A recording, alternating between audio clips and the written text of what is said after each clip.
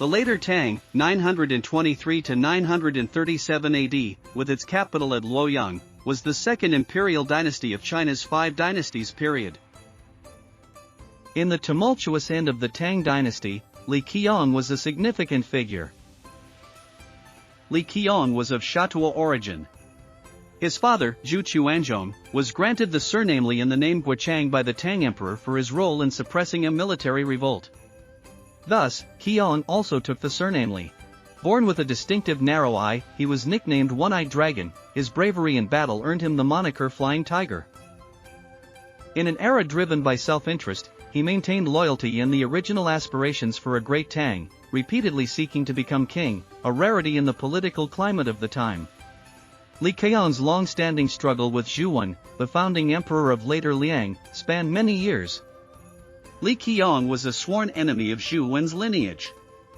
Despite Zhu Wen's early advantages, Li Qiang secured key victories later on, preserving the independence and power of Hedong. Thus, although Zhu Wen overthrew the Tang dynasty, his later Liang fell shortly after due to the resolute opposition and continued warfare from people like Li Qiang. Li Kangxu, the son of Li Qiang, inherited his father's loyalty and dream of restoring the Great Tang. After over a decade of fierce battles with later Liang, he overthrew it in 923 AD and established the later Tang. However, Li Kangxu faced a divided realm and relied on military governors to maintain his army's fighting strength, which ultimately became the root cause of later Tang's downfall. Historical records note that after establishing the later Tang, Li Kangxu indulged in luxury, favored eunuchs, and neglected the advice of scholars and sages.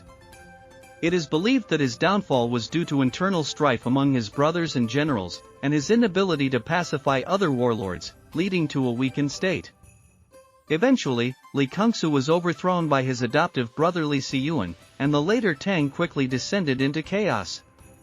In 937, the combined forces of Shi Jingtang and the Khitan army invaded Luoyang, leading to the suicide of the last emperor of later Tang, marking the official end of the dynasty.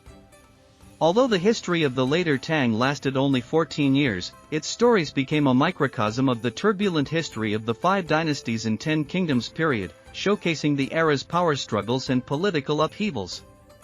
The later Tang was a unique dynasty, filled with legendary tales such as the stories of the 13 imperial guards, the military prowess of Li Qiang and Li Kangxu, and the heroic deeds of individuals like Zhou Dui. These stories have become enduring legends.